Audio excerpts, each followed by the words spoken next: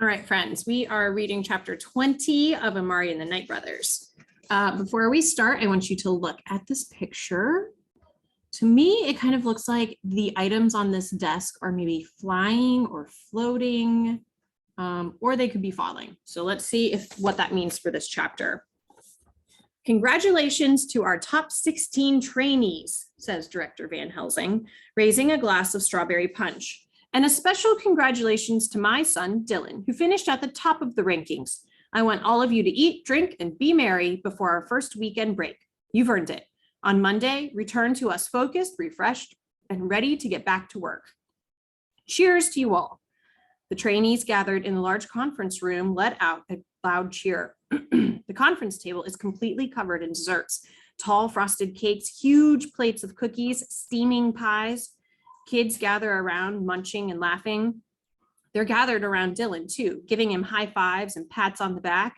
Even the junior agents who put his whole thing together for us tell him good job. Laura makes sure to stand right next to him, soaking in the attention as though she was his partner and not me.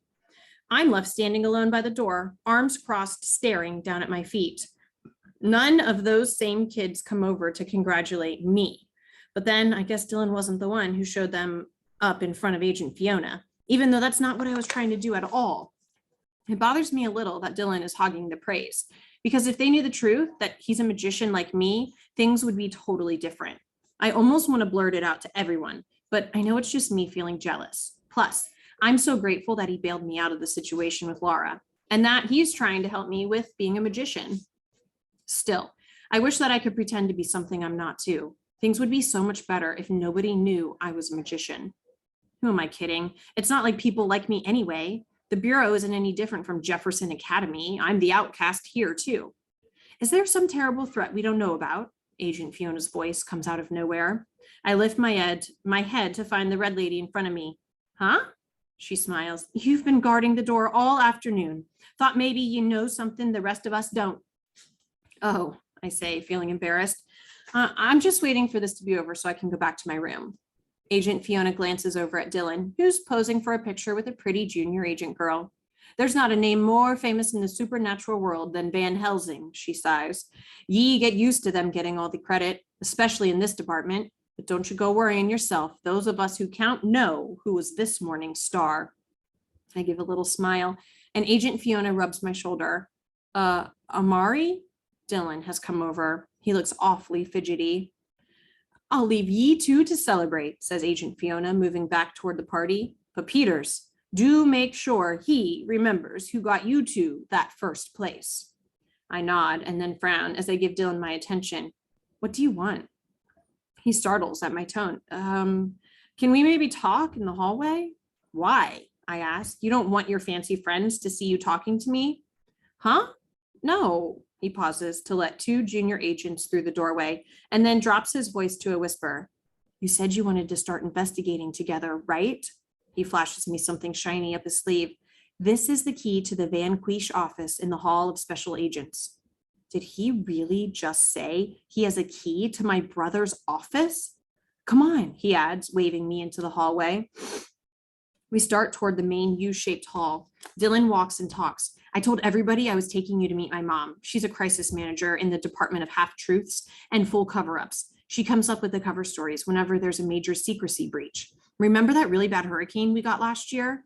That was actually all-out war between the mer people and the ocean nymphs. A grin lights up my face, or his face. My mom really does want to meet you, by the way. Big fan of Quinton. It just won't be today. I make sure to keep my voice low when I ask, how are we supposed to get into the Vanquish office without anybody seeing us? All the special agents on duty today were at the party, I counted. He laughs. I've had Maria's spare key for months. This is the first chance I've had to use it. We step into the main hallway. Just play it cool and nobody will even notice us. He's right. None of the adults seem to care at all where two trainees are headed. We move a little farther up the right side of the U, toward the Great Vault, but take a turn through a skinny doorway we skipped on our tour. The walls in this hallway are lined with gold trimming. Fancy.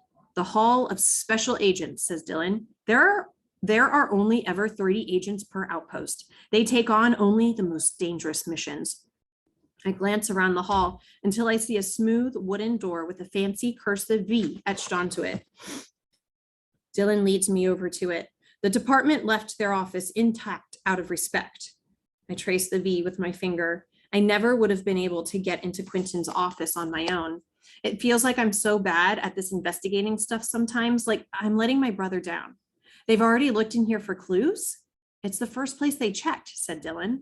Let's go inside before anyone sees us. Dylan nods and slips the key into the door. I get goosebumps as he pushes it open. You first, he says. I take a couple deep breaths to calm my nerves. Once I step inside, the lights flicker on by themselves. Only it's more like a trophy room than an office. The walls are lined with shelves of photos, awards, medals, and other things.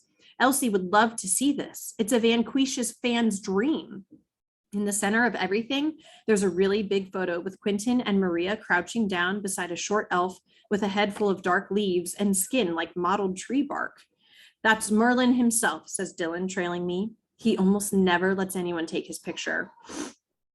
I follow the shelves around and let my fingers graze a big golden medal of honor. Beside it sit 2 Agent of the Year certificates in shiny silver frames. Farther down the shelf are a pair of shiny purple sky sprints in a glass case. The same fancy V is written across the side. There's a little sign beneath that reads, Dubois Air Vanquish, limited edition. They had their own sky sprints? I ask. Dylan grins. I'd have gotten a pair myself, but the lines were crazy. I laugh. I step past a few more magazine covers with headlines like Supernatural Citizens of the Year and 10 Most Influential Members of the Supernatural World. They're a really big deal, I say. They really are, says Dylan. I can't believe Maria would want to give this up. He shrugs. Being a special agent is hard. It has to be a lot of pressure, having to protect the whole world, especially when you get crazy famous and the older agents start to resent you for being promoted to special agent ahead of them. I know my sister had a hard time with it. Is that why she wanted to be a trainee or a trainer? I think she and Quinton were starting to get into arguments. I stop and look at Dylan. They didn't get along? Something must have happened, says Dylan, shaking his head, because one day it was just different between them. It was really weird. No idea why? I ask. Dylan shrugs. That is weird. I look at a giant video game poster of Vanquish and ask, didn't you say this was an office? Say up, says Dylan. Up? Lights flicker on above us and my feet lift off the ground, like there's some invisible elevator carrying me upward. I tilt my head back to find office furniture floating above me. My body doesn't stop rising until I'm standing right in front of Quinton's floating desk. Whoa, I say, testing my balance. A floating office? Dylan beams, floating up to my side. Quinton loved working in a cluttered office, but my sister is the cleanest person you'll ever meet. She threatened to start chucking stuff into the hallway if he didn't agree to get the office enchanted for more space. That sounds like Quinton. He's still got a perfect attendance certificate from the 3rd grade on his bedroom wall. I take a look at my brother's desk. It's covered by a large stack of folders marked classified and a sleek silver laptop. The stack is so tall it nearly hides the 2 picture frames behind it. One is Mama's high school yearbook photo from forever ago that she gets all embarrassed about when anyone sees it. Me and Quinton would always joke that she looked pretty dope for a cave woman. The other photograph is me sitting on a bright red bicycle with a big old snaggletooth grin. Just seeing it makes me close my eyes and cover my face with my hands. Next thing I know, I'm ugly crying, like full on bawling. Dylan wraps a shaky arm around my shoulder. I try my hardest to get it together, to stop crying like such a baby. Hold on. Okay, sorry for the pause. The other photograph is me sitting on a bright red bicycle with a big old snaggletooth grin. Just seeing it makes me close my eyes and cover my face with my hands. Next thing I know, I'm ugly crying, like full on bawling. Dylan wraps a shaky arm around my shoulder. I try my hardest to get it together, to stop crying like such a baby in front of him, but I just end up crying harder. Once I'm finally done, he says, "That picture must mean a lot to you, huh?" I nod. It was the first time I realized that Quinton always had my back, no matter what. Mama and Daddy had just separated, and Daddy had promised me for months that he was going to get me this bright red bike we'd seen in Walmart for my birthday. Mama warned me not to get my hopes up, but I didn't listen. I knew my daddy would get it for me because he said he would, and daddies didn't lie to their little girls. Well, Daddy didn't even show up for my birthday. When Mama called to ask where he was, they got in this big argument on the phone. Mama hung up on him and looked right at me. She started to say he didn't mean it, but I wasn't hearing it. I ran straight to my room and cried like I'd never cried before. Quinton brought me into his room that night after Mama fell asleep, and we had the first of our thousands of talks lying in the middle of his bedroom floor. He told me he would always have my back. When Christmas came around, my brother didn't get one present, but I had a brand new red bike. We're going to find them, okay, says Dylan. We just have to keep believing. I nod and try to smile. I do believe that. Dylan takes a seat at Quinton's computer and mashes the power button. I crouch next to him. Cross your fingers. I do, but all that appears on screen is please enter password. The words keep flashing. Could you use your tech magic, I ask? On a computer this advanced? He shakes his head. It would take me at least an hour. We don't have that much time. I bite my lip. What are the odds Quinton uses his email password for more than just his email? Scoot over. I want to try something. Dylan slides over to give me some space, but he stops me before I can type anything. Just so you know, these computers are highly classified. If you put in the wrong password even once, it'll alert security. So, no pressure. I swallow. Sure, no pressure. Just be sure this is your best guess, he says. You got this. It's my only guess. I type out Amari, amazing. One nervous key press at a time. All that's left is to hit enter. My fingers hover above the key. Dylan leans over and presses it for me. I shut my eyes and hold my breath, preparing for the worst.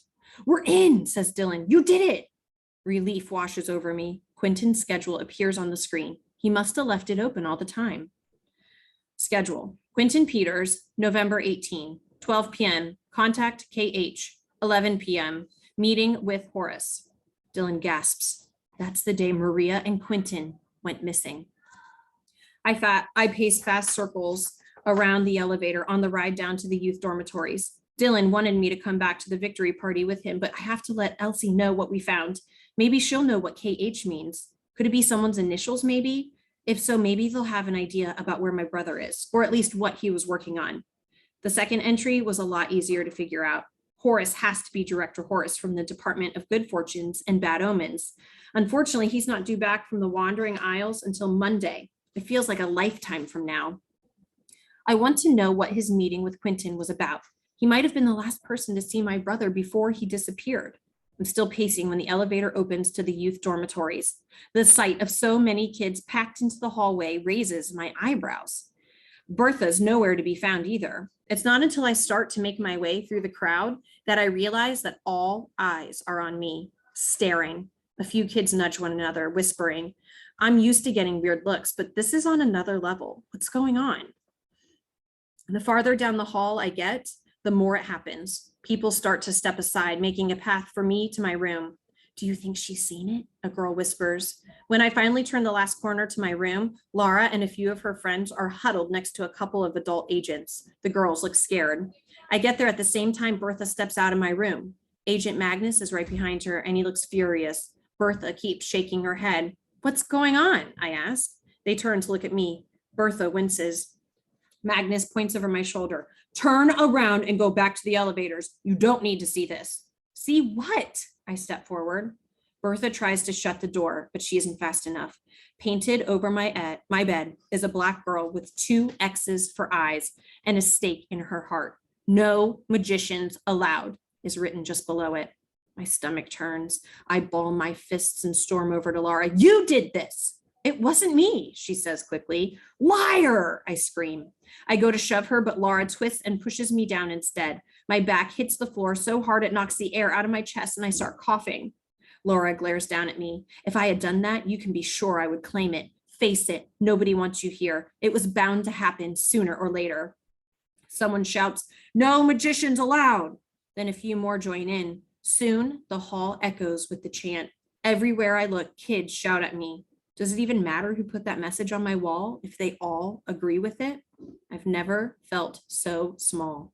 Magnus stretches out his arms, his hands transforming into solid metal. With one booming clap, the hall falls quiet. Next person who says a word gets a one-way ticket out of the bureau, and you ain't coming back. Think I can't do it? Try me and find out. No one says a word. Amari! Elsie appears out of the crowd and takes my hand. Come on, we're leaving. I can't get out of there fast enough. End of chapter 20.